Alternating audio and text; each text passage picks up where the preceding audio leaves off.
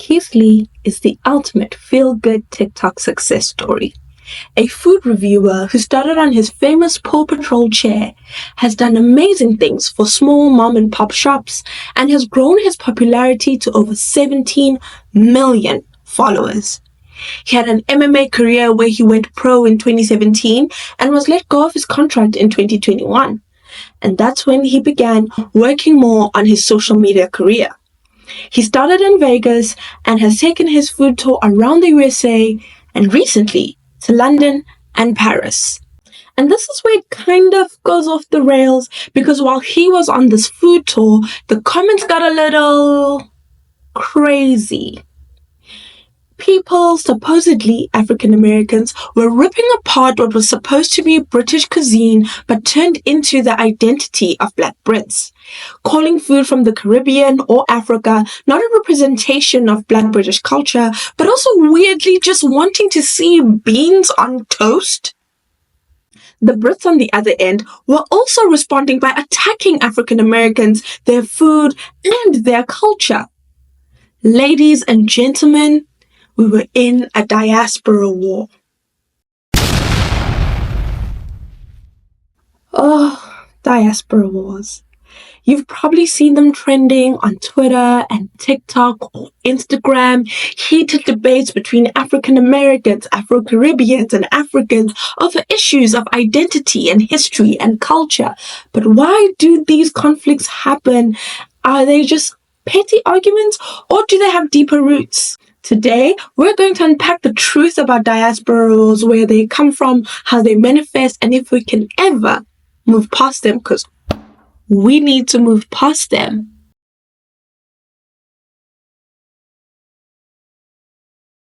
To truly understand diaspora wars, we need to go back, way back, to the transatlantic slave trade and European colonization.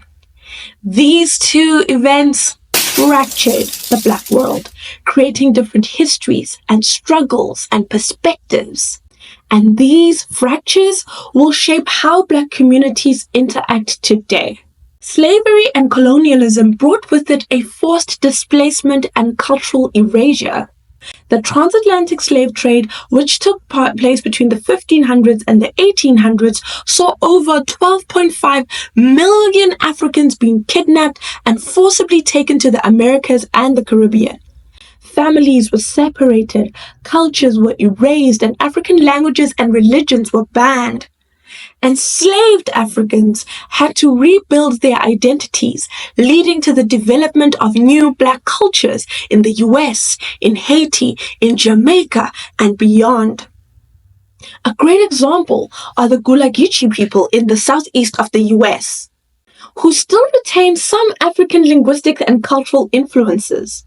But most African Americans today have little connection to their exact ethnic origins, but have gone on to create a beautiful culture that has shaped music and fashion the world over. But we can't forget about the Africans, because colonial rule in Africa and the Caribbean has caused so much destruction. While slavery devastated Black communities in the Americas, Africa and the Caribbean were also under colonial rule. Europeans divided African nations with artificial borders at the Berlin Conference in 1884, causing ethnic conflicts that still exist today and have led to various civil wars and genocides in the continent. In the Caribbean, countries like Haiti and Jamaica suffered from European economic exploitation, leading to extreme poverty and horrifying instability that's still playing out if you look at the news today. Think of Nigeria, which is a country with over 250 ethnic groups that was forced together by the British, leading to ethnic conflicts like the Nigerian Civil War, which took place between 1967 and 1970. Now, you may be asking yourself, how could this have created diaspora wars? Africans, Caribbeans, and African Americans developed different cultural identities due to the uniqueness of their struggles. This created a sense of otherness. Many Black people and many Black groups don't always see each other as being part of the same family, whether it's because of distance, as we are scattered across continents, whether it's because of cultures, as we've all had to develop new cultures in order to survive the oppression, or because our oppressive backgrounds, even though we were all oppressed, we were oppressed differently by different people in different ways.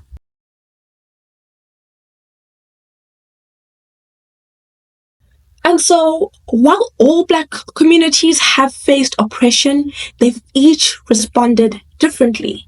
This led to different cultures, music, languages, and even different definitions of what it means to be Black, a la the Tyler conversation. The descendants of enslaved Africans in the US built a powerful cultural and political identity through struggles like the Harlem Renaissance in the 1920s, creating jazz and blues and Black literature, or the Civil Rights Movement of the 1960s, fighting for legal rights and against racial segregation, or the hip-hop revolution of the 1970s to present day, becoming a global cultural powerhouse. African Americans created African American Vernacular English, or AAVE, which is a dialect with roots in African languages and English. Afro-Caribbeans also have their own resistance and independent movements. In the Caribbean, many Black nations fought for their independence from European powers. Haiti giving us the first Black republic in 1804 after defeating Napoleon's French army. Jamaica, Trinidad and Tobago, and Barbados, they developed reggae and dancehall and calypso as musical symbols of resistance. Bob Marley's music spread Pan-Africanism, but some African Americans and Africans don't always relate to the Caribbean struggles. Because again, it differs. And Africans had to deal with decolonizations and the struggles of a post-colonial world. Because most African nations gained their independence in the 1950s to 70s, but colonialism left lasting damage. Political instability and civil wars like in Nigeria or Sudan, the Congo, Rwanda. Economic struggles due to exploitation of resources by Western corporations, right? Like Apple and Tesla and all these others. Stereotypes that portray Africa as a monolith, as poor, as primitive.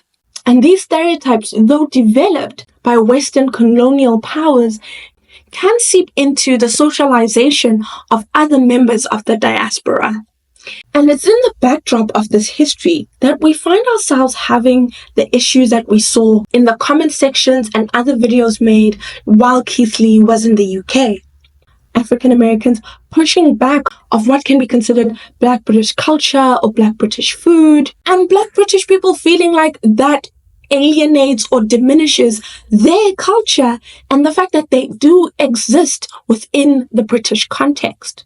Black British culture and food will always exist differently than African American culture and food because of the different ways in which these two groups came to live in their respective home countries. In fact, the fact that America is a settler colonial state and that they brought people from Africa onto the land, while the British exported their slavery, their colonialism, and their imperialism, and enslaved people on their land or shipped them off to the Caribbean, means that the ways in which the cultures came to be will always differ. And so, in respecting each other's identities, we don't have to have a similar connection to the places where we exist, but rather we should appreciate that it is a terrible, treacherous history that got us there to begin with. As someone who is neither African American nor Black British, I was overall upset at what was going on. The things that were being said on all sides felt so demeaning. This video was obviously prompted by the Keith Lee going to the UK conversation, but diaspora wars have been happening for far too long. And you see them happen between different groups. My biggest issue with diaspora wars is they inevitably turn into a spiral where we use words, stereotypes, pejoratives that are normally used against us from the other side. It goes from, oh no, America has bad food quality, in this case, according to the Brits, to, you guys were enslaved and slavery. It's always a bit much. What value is there in fighting amongst each other and picking up the weapons of our former enslavers and colonizers, aiming them at each other and having a field day? We are now doing the work for them. It's getting to a point where I don't have to wait to hear a stereotype about Africa and Africans from another side. I can just wait for a diaspora war. Another little diaspora war I watched happen while this Keith Lee situation was happening was the release of the Children of Blood and Bone cast list. Now, when this casting came out, there was a lot of hype around the fact that they will be casting in Nigeria, where the story is set. But alas, we got the usual suspects. Idris Elba and Viola Davis, Amandla Stenberg, and Thuso Mpetu. And of course there was pushback, especially from Nigerians who felt not represented in the main cast of a book that pulls from their culture. And yet I saw multiple people talking about how Africans shouldn't complain because if they have a problem with it, they should make their own movies. Completely removing the fact that Nollywood is the second largest film industry in the world. But also, we know that actively things that come from the continent, movies, music, does not make it unless it's filtered through the Western lens, especially the American lens. So throwing that in people's faces is unfair. People who are complaining about the one-note African accent that is being used, being, laughed at, or basically been told what I just said about making your own movies, seemed a little cold. And of course, this does not take away from the conversation about Black British actors coming to America and playing majority of American roles. All of these things can be true, and all of them, they can be held in high regard, and we can respect the feelings of each side when it comes to this specific thing. African Americans have the right to feel comfortable about who plays Harriet Tubman, just like South Africans should be able to feel comfortable with who plays Nelson Mandela, and Africans should feel comfortable about the accents that are attributed to them, whether the movie is Woman King or about a fictional country like Black Panther. But if these historical differences have always existed, what is it about this present day that amplifies them so? Social media, the new battlefield.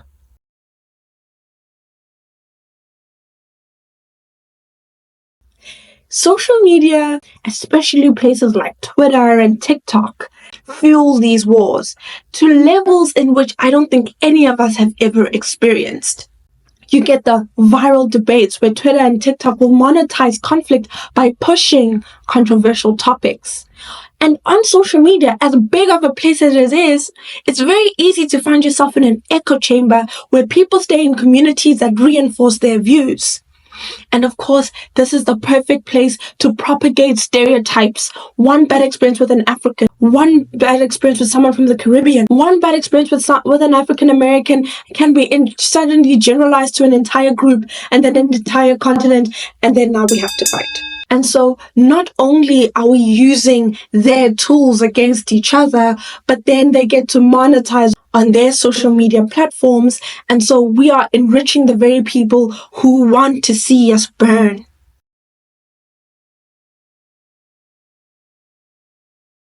So the big question is there hope for unity? I mean, the answer is yes. Of course, the answer is yes. But it will take work. Number one, we have to acknowledge our differences while finding common ground. So instead of forcing unity, we should respect different experiences while supporting each other's struggles. And education is at the heart of this, where more cultural exchange programs between Black communities would help us all understand each other better, know each other's history, and see each other as humans. Next is economic and political cooperation, building Black-owned businesses and industries across the diaspora and not just in our individuals' locations, and creating international political movements to push for fair treatment globally through Pan-Africanism and other such ideologies. And of course, embracing a Pan-African perspective. Leaders like Malcolm X, Marcus Garvey, and Patrice Lumumba were crucial in the promotion of Pan-Africanism, a movement aimed at fostering unity among people of African descent globally. Pan-Africanism advocated for solidarity among African nations and Black communities worldwide in the fight against colonialism, racism, and oppression, with each of these leaders contributing to the ideology in unique and profound ways. Together, Garvey, Malcolm X, and Lumumba created a vision of Pan-Africanism that was both political and cultural. Garvey laid the early groundwork with his advocacy for Black nationalism and economic independence. Malcolm X connected the struggles of Black people in the US with broader global movements against oppression, expanding the scope of Pan-Africanism to encompass worldwide solidarity. Lumumba, on the other hand, brought the vision of Pan-Africanism to the political stage in post-colonial Africa, focusing on the importance of unity among African nations for political and economic self-determination. The combined contributions to the Pan-African movement continue to resonate today. The idea of Black unity, whether through cultural pride, political empowerment, or international solidarity, remains a driving force in global movements for social justice, human rights, and equality. These leaders' legacies show that the fight for freedom and self-determination extends beyond national borders, binding people of African descent together in the shared struggle for liberation. Because if some of us are not free, all of us are not free. The diaspora wars are real, but they don't have to define us. By understanding our shared history, supporting each other's struggles, and pushing for unity, we can build a stronger Black future together. What do you think? Have you experienced diaspora wars in your community? And how do you think we can limit them and eventually bring them to an end completely? Let me know down in the comment section, and don't forget to like and subscribe, and I'll see you guys in the next one.